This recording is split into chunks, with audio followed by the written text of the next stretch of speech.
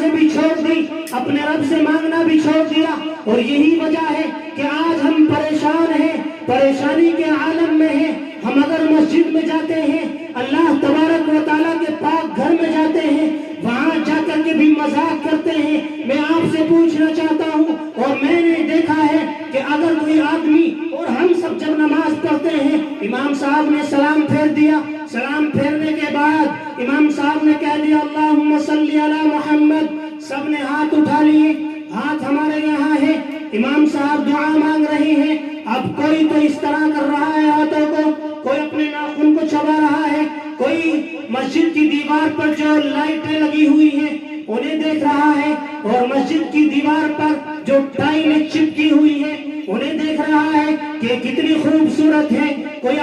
مسجد کی چھت کو دیکھ رہا ہے، کوئی کچھ کر رہا ہے، کوئی اپنے کپڑے صحیح کر رہا ہے۔ آپ مجھے ایک بات بتائیں کہ مسجد کس کا گھر ہے؟ کہ مسجد اللہ کا گھر نہیں ہے؟ کیا مسجد میں ہم اپنے رب کے سامنے سجدہ کرنے کے لیے نہیں جاتے؟ کیا مسجد میں ہم اپنے رب سے مانگنے کے لیے نہیں جاتے؟ لیکن وہاں جا کر کے بھی اتنا بڑا مذاق ہم خالق دو جہان سے کر رہے ہیں۔ آپ مجھے بتائیں، ایک مثال دے رہا ہوں میں آپ کے سامنے، اگر آپ اس دنیا کے ایک چھوٹے سے افسر کے آفس میں چلے جائیں، اور وہاں جا کر کے اس کے آفس میں سرکاری افسر سامنے بیٹھا ہوا ہو، اور ہم اس کے سامنے جا کر کے کھڑے ہو جائیں، ہم اس سے کچھ کہنا چاہتے ہیں، ہم اس سے بات کرنا چاہتے ہیں، لیکن ہم نے جو کپڑا پہنا ہوا ہے وہ اس کی آستین یہاں تک ہے، جب ہم اس کے سامنے پہنچتے ہیں اس آستین کو ہم یہاں کر لیں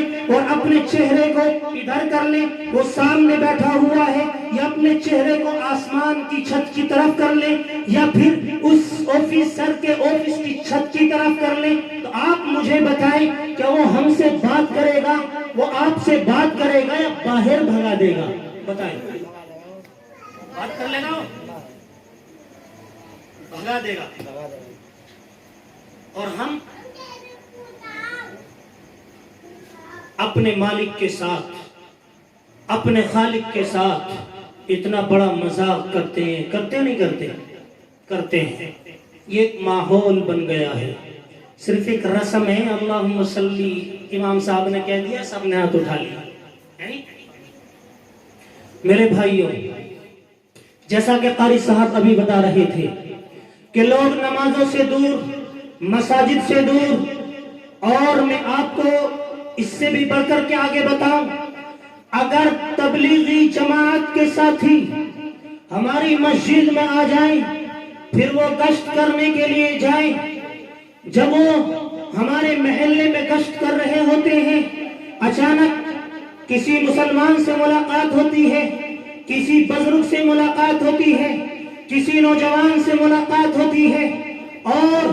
امیر صاحب اور رہبر اس سے ملاقات کرتا ہے، رہبر متکلم سے ملا دیتا ہے، متکلم صاحب کہتے ہیں کہ آپ نے نماز پڑھ لی ہے؟ وہ کہتا ہے کہ جی ابھی تو نہیں پڑھی، تو متکلم صاحب کہتے ہیں کہ بھائی چلو نماز میں وقت ہے، آپ اپنی نماز ادا کر لیں، اور مسجد میں دین کی باتیں ہو رہی ہیں، دین کی باتیں سن لیں۔ تو اس نوجوان کا، اس مسلمان کا جواب پتہ کیا ہوتا ہے کہ حضرت، یا متکلم صاحب، یا امیر صاحب، ابھی تو میں بھی صحیح نہیں ہوں، میرے کپڑے بھی صحیح نہیں ہیں، جب میں صحیح ہو جاؤں گا اس کے بعد مسجد میں چلا جاؤں گا۔ لعنت ہے ایسی زندگی پر کہ جو ناپاکی کی حالت میں گھوم رہا ہو، ناپاک کپڑے پہنے ہوئے، یا جنبی کی حالت میں یعنی جنابت کی حالت میں گھوم رہا ہو، ناپاکی کی حالت میں اللہ کی زمین پر گھوم رہا ہو۔ یاد رکھنا، یہ زمین پناہ مانگتی ہے اس آدمی سے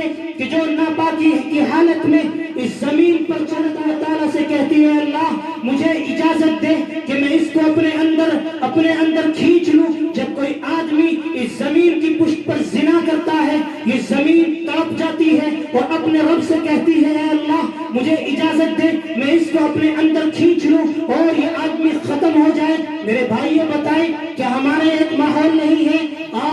یہ کیسے ہو سکتا ہے؟ ایک مسلمان امت محمدیہ کا فرزند، آقا مدنی صلی اللہ علیہ وسلم کو آخری نبی تسلیم کرنے والا، اللہ تبارک و تعالیٰ کو ایک